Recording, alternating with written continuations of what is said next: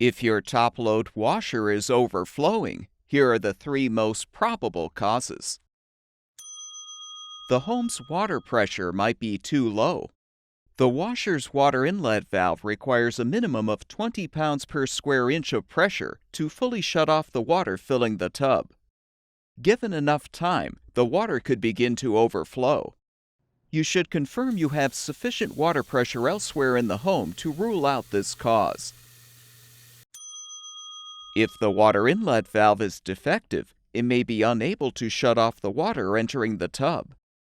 Try unplugging the appliance's power cord during the fill cycle. If the washer continues to fill with water without receiving power, the inlet valve is likely defective and will need to be replaced.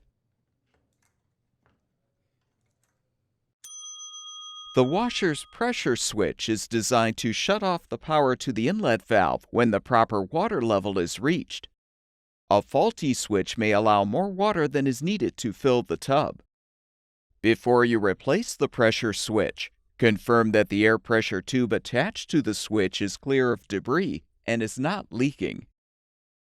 Both water inlet valves and pressure switches are available on our website.